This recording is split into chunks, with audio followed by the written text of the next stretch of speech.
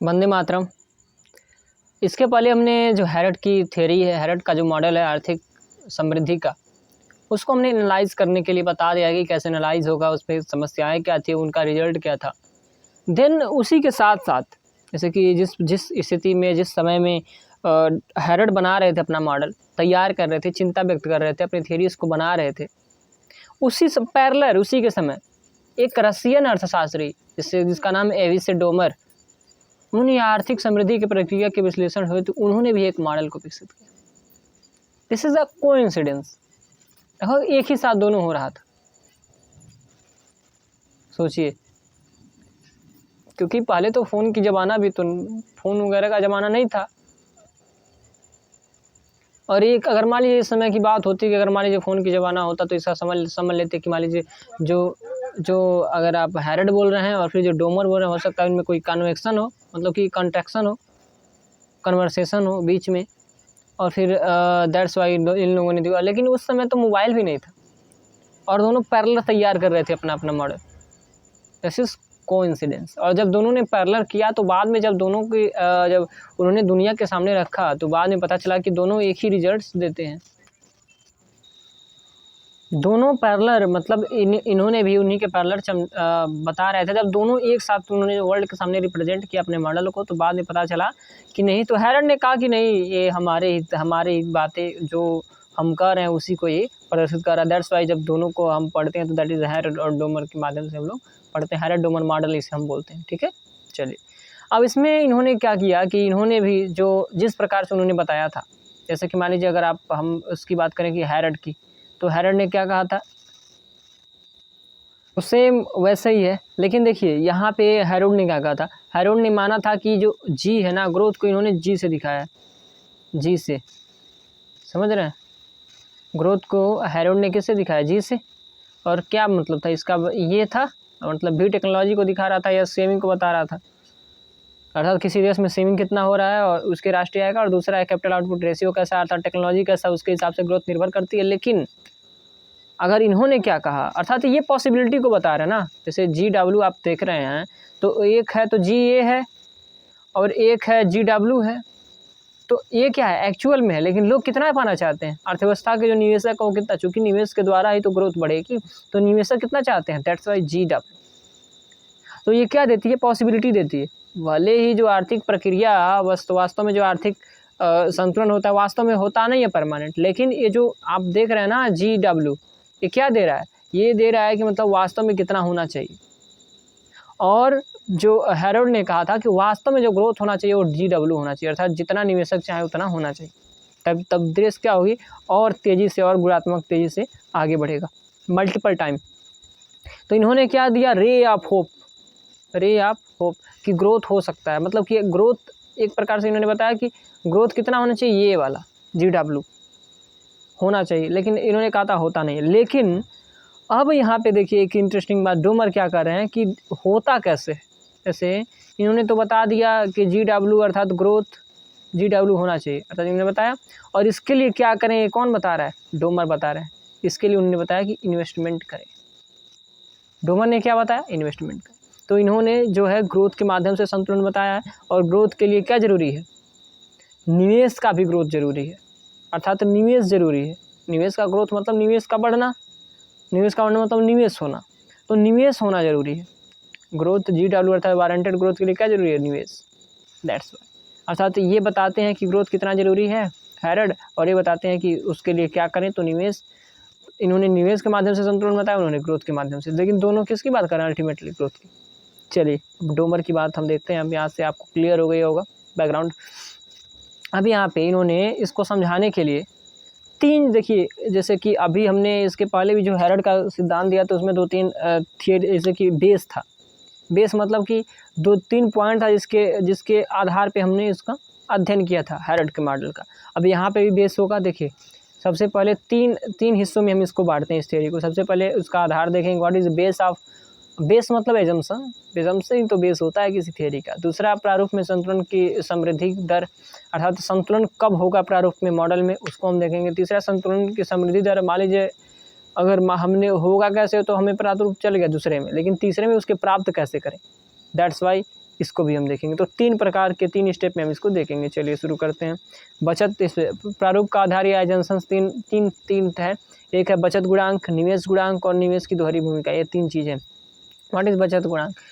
बचत गुणांक होता है जैसे जिस प्रकार से किन्स की जो बचत है, हैरोल्ड ने शामिल किया है बचत को ST इक्वल टू, देखिए हैरोल्ड ने क्या किया है, ST इक्वल टू SYT था, लेकिन यहाँ पे बस इन्होंने क्या किया है, डोमर ने क्या कर दिया है कि ST इक्वल टू दोनों किन्स को शामिल किए हैं, दोनों किन्स की बचत को। यहाँ पे था अल्फ़ा YT। तो ये जो यस है वो क्या है, वास्तव में अल्फ़ा, मतलब वो अल्फ़ा है क्या, वास्तव में यस ही है, तो इसे कन्फ्यूज ना होइएगा। दूसरा क्या है, सिग्मा।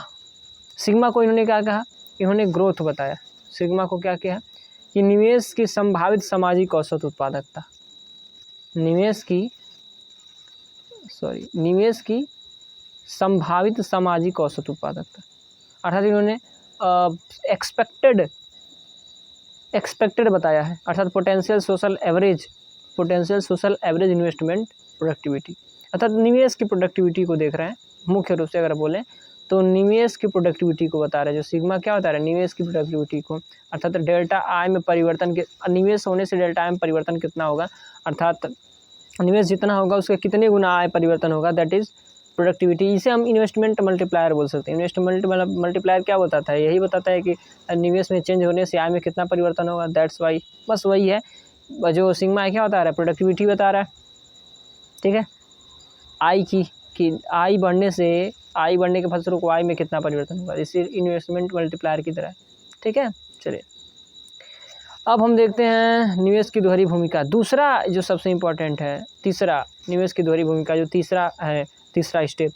अब ये क्या होता है कि इन्होंने कहा है निवेश की दोहरी भूमिका मतलब क्या, तो निवेश की दोहरी भूमिका इन्होंने बताया है कि एक तरफ जैसे हम निवेश करेंगे तो मल्टीप्लायर इफेक्ट होगा। ये सारी चीज़ें मल्टीप्लायर इफेक्ट कैसे होगा, ये सब तो आपको पढ़ना ही पड़ेगा, मैक्रो इकोनॉमिक्स में आपको पढ़ना होगा, क्योंकि अगर आप यहाँ तक आए हैं, अगर ग्रोथ पढ़ रहे हैं तो इतना कन्फर्म है कि आपने मैक्रो इकोनॉमिक्स पढ़ा होगा, या हो सकता है कि इसके पहले पढ़ा ही होगा,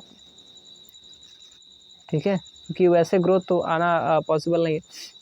चलिए तो सबसे पहले क्या होगा कि जब इन्वेस्टमेंट हो रहा है ना, जैसे एक चीज़ है आई, निवेश, तो इसकी दोहरी भूमिका अर्थात दो पक्ष हम देखेंगे। सबसे पहले डिमांड साइड और दूसरा सप्लाई साइड, ठीक है। तो डिमांड साइड क्या है, डिमांड साइड ये है कि जब जैसे ही निवेश होता है ना, तो मल्टीप्लायर के कारण आय में कई गुना वृद्धि होती है। जब आय में कई गुना वृद्धि होगी तो वास्तविक आय बढ़ेगी, अर्थात उत्पादन और सेवा का जो उत्पादन होगा ज़्यादा, तो आपकी क्या होगी, आय बढ़ेगी, रोजगार बढ़ेगा। दूसरा ये पहला पक्ष है डिमांड साइड। दूसरा साइड क्या हो गया, दूसरा साइड है कि जैसे ही आय बढ़े, जैसे ही आप निवेश करेंगे ना, तो आपकी पूंजी स्टॉक भी बढ़ेगी, कैपिटल स्टॉक मतलब कैपेसिटी ऑफ प्रोडक्शन, उत्पादन की क्षमता भी बढ़ेगी, क्या कैपेसिटी ऑफ कैपिटल भी बढ़ेगी, पूंजी की उत्पादकता भी बढ़ेगी, ये सारी चीज़ें बढ़ेंगी।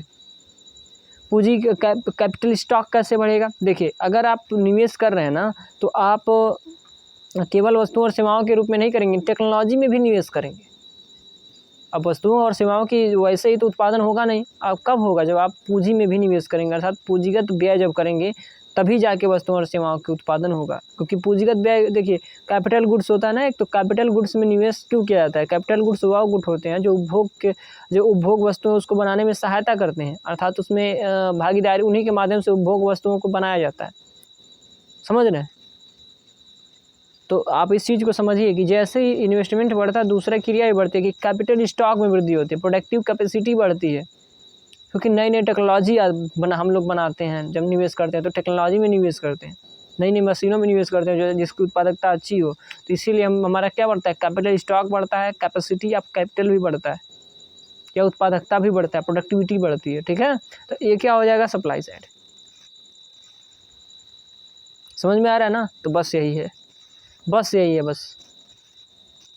ठीक है। चलिए आप, ये पहला स्टेप है, पूरा पहला स्टेप। देखिए सबसे पहले प्रारूप का आधार, तो प्रारूप के आधार में 3 है, निवेश गुणांक, बचत गुणांक और निवेश की दोहरी भूमिका, दैट्स तीनों हम समझ चुके हैं। अब दूसरा प्रारूप में संतुलन की समृद्धि दर कैसे प्राप्त करें, तो इसमें हम कैसे प्राप्त करेंगे, देखिए संतुलन समृद्धि दर कैसे प्राप्त करेंगे, इसके लिए उन्होंने एक फार्मूला दिया, दैट्स वाई, निवेश हमने बताया ना कि इसके पहले जो हेरिड बताए हैं वो किस लिए बताए हैं कि ग्रोथ कितना होना चाहिए, दैट्स GW। और इन्होंने बताया कि उसको प्राप्त कैसे करें, आई से, निवेश के द्वारा। और निवेश कैसा होना चाहिए देखिएगा ध्यान से, निवेश होना चाहिए डेल्टा I अपान I, अर्थात निवेश में वृद्धि दर, बस वही है कि निवेश में वृद्धि होना चाहिए। तो निवेश से देखिए एक चीज़ आपको कंफर्म, सबसे पहला जब क्लास ले रहे थे हम उसी समय बताए थे कि अगर मान लीजिए I बोल रहा है तो इसका मतलब निवेश होगा, लेकिन अगर डेल्टा I बोल रहा है ना, डेल्टा I, तो इसका मतलब निवेश में वृद्धि। और अगर हम डेल्टा I अपान I बोल रहे हैं ना, तो निवेश में वृद्धि दर, किस दर से वृद्धि हो रही है, डेल्टा I क्या है, ये पॉइंट ऑफ टाइम को बता रहा है, स्टैटिक अवस्था को बता रहा है। लेकिन जब डेल्टा I अपन I बोल लिखेंगे तो ये डायनामिक स्टेज को बताता है, लॉन्ग रन की बात है, ठीक है। चलिए अब तीसरा, अब देखिए यहाँ पे जो हम बात करने वाले हैं यहाँ पे डेल्टा I अपन I अर्थात निवेश में वृद्धि दर कितना हो, वो किसके बराबर है, अल्फा और सिग्मा की। एकदम ध्यान से देखिएगा, यहाँ पे आपको सब कुछ समझने वाले हैं। संतुलन समृद्धि दर, जिस प्रकार से संतुलन समृद्धि दर इनका है ना, उसी प्रकार से हेरिड का भी था। कैसे था देखिए, अब आप ये चीज़ समझ लीजिए कि delta I upon I equal to alpha and sigma है, इतना कन्फर्म है आपका। चलिए अब यहाँ पे जो डेल्टा I अपन I है ना, उसे हम क्या बोलते हैं, ग्रोथ। अब निवेश में ग्रोथ बोलते हैं, लेकिन वो ग्रोथ ही तो है एक प्रकार से, क्योंकि जब निवेश में वृद्धि होगी तो उत्पादन, तो आय में वृद्धि होगी, उत्पादन में वृद्धि होगी, दैट्स फलस्वरूप आय में वृद्धि होगी, ठीक है। तो निवेश में वृद्धि क्या होगा, जब ग्रोथ होगा डेल्टा I अपन I से हम क्या बोल सकते हैं, G, अर्थात वृद्धि हो रही है। और दूसरा अल्फ़ा को क्या बोल रहे हैं हम, सेविंग बोल रहे हैं, अल्फ़ा को क्या बोल रहे हैं, सेविंग बोल रहे हैं। और ये क्या है, ये है सिग्मा। सिग्मा को पता है क्या बोलते हैं, उत्पाद पूंजी अनुपात। उत्पाद पूंजी अनुपात क्यों बोलते हैं, क्योंकि जो I है ना, I, ध्यान से देखिएगा, चीज़ को समझिएगा ध्यान से, जो I है ना, I, अभी इसके पहले हमने देखा था कि डेल्टा Y अपन I है, तो इसको हम उत्पाद पूंजी अनुपात क्यों कहेंगे, क्योंकि जो I है ना उसी को हम डेल्टा K कहते हैं। कि जो हमारा पूंजी होता है ना, एजम्पशन है ये जो हर एक थियरी में, अभी हमने क्लासिकल भी देखा तो अभी आप उसमें भी देखे होंगे, हमने बताया जरूर होगा कि जहाँ पे डेल्टा की इस प्रकार से है, देखिए S equal to I equal to delta K, तो अर्थात जितना सेविंग होगा उतना I होगा, वो किसके बराबर होगा, पूंजी के बराबर होगा। अर्थात अगर पूंजी में परिवर्तन हो रहा है, अर्थात आपके पास कितना पूंजी था और उस कितना वृद्धि हुआ, और एजम्पशन ये है कि जितना वृद्धि होगी पूंजी में उतना आप क्या करेंगे, निवेश कर देंगे। और एक और एजम्पशन है कि सेविंग भी निवेश होगा, that's why S equal to I equal to delta K। तो ये जो डेल्टा K है ना वो I के बराबर है, इसीलिए हम क्या बोलते हैं, इसीलिए क्या बोलते हैं कि डेल्टा Y अपन डेल्टा K, और डेल्टा Y अपन डेल्टा K क्या है, ये भी टेक्नोलॉजी को बता रहा है ना। एक अपन देखिए जब COR बोलते हैं, ये उत्पाद पूंजी अनुपात बता रहा है। इसके पहले जो था, इसके पहले था क्या था, कैपिटल आउटपुट रेशियो, जो हैरर ने बताया था वो था कैपिटल आउटपुट रेशियो, जिसे भी बोलते हैं, अर्थात पूंजी उत्पाद अनुपात। लेकिन जो उत्पाद पूंजी अनुपात है ना, तो सीधे उल्टा है। जैसे मान लीजिए इसके पहले था कैपिटल आउटपुट रेशियो, अर्थात Y अपान, एक सेकेंड, इनके पास, उसके पास तब था C अपान Y, लेकिन ये क्या बोल रहे हैं, ये बोल रहे हैं Y अपान C। तो इसका मतलब क्या है, मतलब सीधे उल्टा है ना। तो इसीलिए उन्होंने बताया था कि भी, अर्थात कैपिटल आउटपुट रेशियो, कैपिटल पूंजी उत्पाद अनुपात, लेकिन उन्होंने क्या बताया, उन्होंने बताया 1 अपान भी। इसका मतलब क्या है, उत्पाद पूंजी अनुपात, बस दोनों सेम ही है।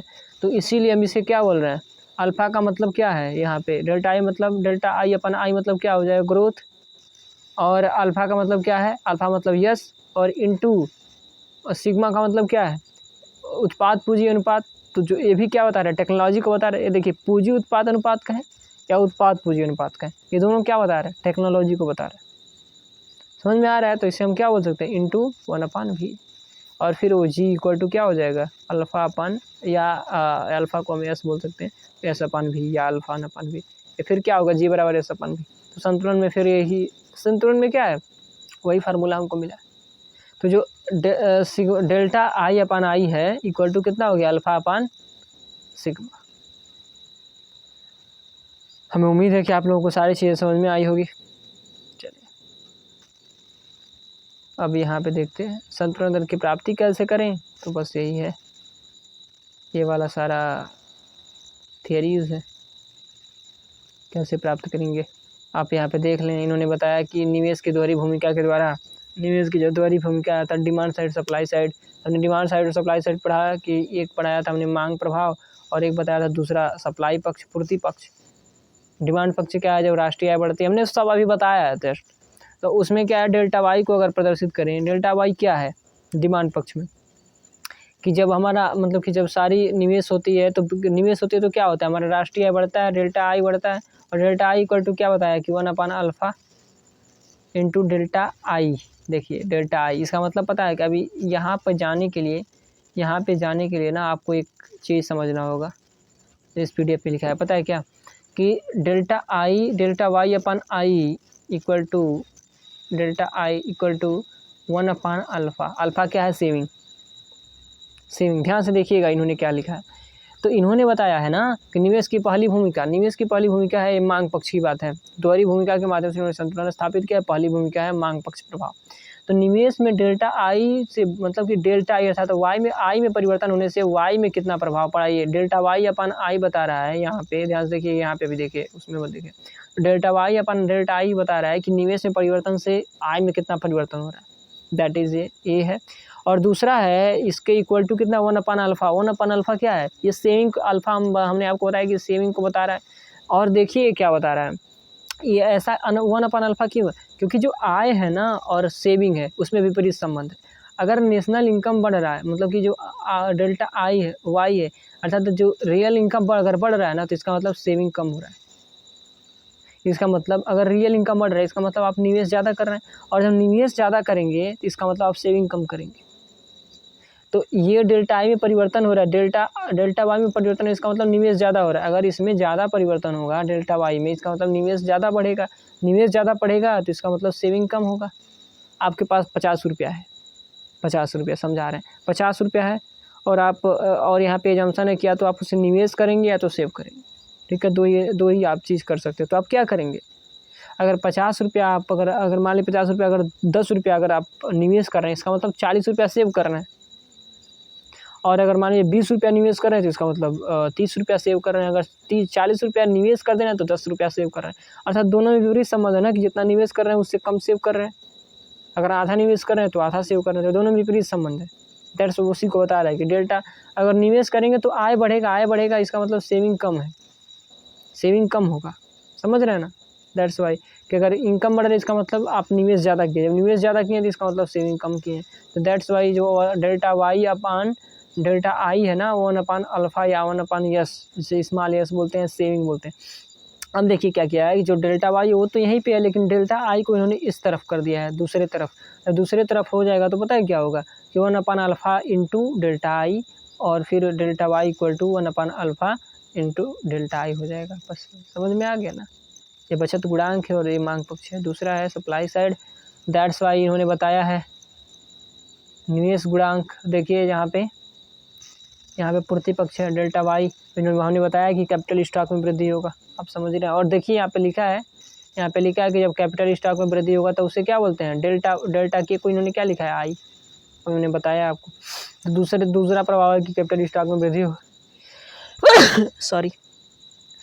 चलिए, अब डोमर का यह मत था कि संतुलन के लिए क्या होना चाहिए, दोनों बराबर होना चाहिए। अर्थात ये देखिए वाई डैश कुछ है नहीं, वाई डैश को क्या बताया कि मतलब कि पहचान में आए से वाई डैश और वाई डैश में कोई बेसिक डिफरेंस नहीं है, बस दोनों अलग अलग दिखे, इसलिए हम उस पर वाई डैश लिख दिए, उसको केवल डेल्टा वाई लिखे, ठीक है। चलिए, यहाँ पे लिखा है कि जब कैपिटल स्टॉक में जब वृद्धि होगी वो कितना होगी, सिग्मा इंटू डेल्टा के। और सिग्मा क्या है, निवेश गुणांक। निवेश गुणांक को क्या हम बोल रहे हैं, निवेश गुणांक को उत्पाद पूंजी अनुपात बता रहा है, उत्पाद पूंजी अनुपात, समझ में आ रहा है ना, आउटपुट कैपिटल रेशियो। तो जो ए भी है ना सिग्मा, ये क्या बता रहा है, ए भी भी को, इसका मतलब भी है 1/v, ये टेक्नोलॉजी को बता रहा है। ये क्या बता रहा है, टेक्नोलॉजी को, तो आप इसे ध्यान दीजिएगा। चलिए, अब यहाँ पे हम देख लेते हैं ये भी क्या बता रहा है, मतलब कि वहाँ पे था कैपिटल आउटपुट रेशियो। देखिए capital output ratio, output capital ratio, दोनों का मतलब क्या है कि टेक्नोलॉजी को ही बता रहा है अल्टीमेटली। और टेक्नोलॉजी मतलब क्या होता है, भी, समझ में आ रहा है ना, बस वही। यहाँ पे आपने भी लिया देखिए यहाँ पे आपने भी लिया, जैसे मान लीजिए यहाँ पे आप आई को अल्फ़ा कर रहे हैं।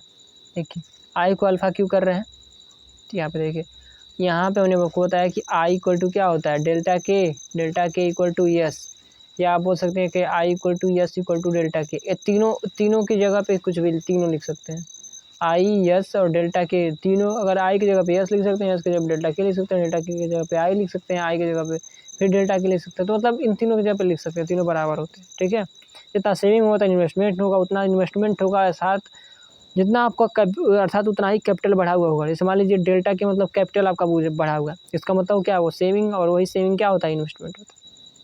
बस चलिए, अब आई को इन्होंने अल्फा से दिखाया है, आई को अल्फा, क्योंकि आई जो होगा ना वो क्या है, सेविंग है, वस्तुतः वो क्या होगा, that's why this is saving also. लिख सकते हैं, मतलब कि लिख सकते हैं, लेकिन ये वो चीज़ नहीं है जो आपको दिख रहा है। देखिए क्या है, अभी हम एक्सप्लेन कर दे रहे हैं वास्तव में क्या है। यहाँ पे आप डेल्टा वाई की जगह पे लिख सकते हैं डिमांड साइड, ये मांग पक्ष की समीकरण है सीधे सीधे, क्योंकि जहाँ मांग और जहाँ पूर्ति पक्ष दोनों बराबर होंगे वहाँ पे क्या होगा, हमारा संतुलन में होगा, इतना कन्फर्म है। ठीक है, चलिए अब डिमांड साइड अर्थात डेल्टा वाई की जगह पे लिख सकते हैं, पूर्ति सप्लाई साइड अर्थात डेल्टा वाई डैश की जगह पे इतना लिख सकते हैं। इतना तो कन्फर्म है ना। चलिए अब बस सिंपल है, इन्होंने क्या किया है ना, आई को इस तरफ भेजा है, और जब आई को इस तरफ भेजेंगे तो हो जाएगा 1/अल्फ़ा। ठीक है, अब हो जाएगा delta Y delta I upon आई। अब तब इधर क्या बच गया, केवल सिग्मा। समझ में आ रहा है ना, चीज़ों को समझिए, केवल सिग्मा। अब जो 1/अल्फ़ा है ना, इसको इधर भेज दिया है। अब 1/अल्फ़ा को जब सीधे इधर भेज दिया तो पता है क्या इधर बच गया, इधर केवल डेल्टा वाई, अब डेल्टा आई अपन आई बच गया।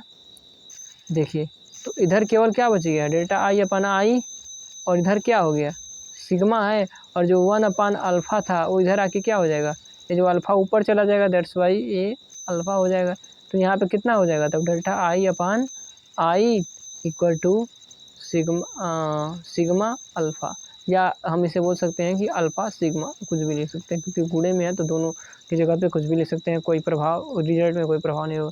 तो delta I upon I equal to sigma और अल्फ़ा, ऐसे अल्फ़ा सिग्मा ही बोल सकते हैं, कोई दिक्कत नहीं होगा। चलिए, हमें उम्मीद है कि सारी चीज़ें हमने सारे प्रोसेस को समझाया है, एक एक चीज़ को समझाया है, तो आप हमें उम्मीद है कि आप लोगों को सारी चीज़ें समझ में आई होगी। ठीक है, लास्ट में हम स्क्रॉल करते रहे हैं। ठीक है, आप इसका स्क्रीनशॉट ले लीजिए।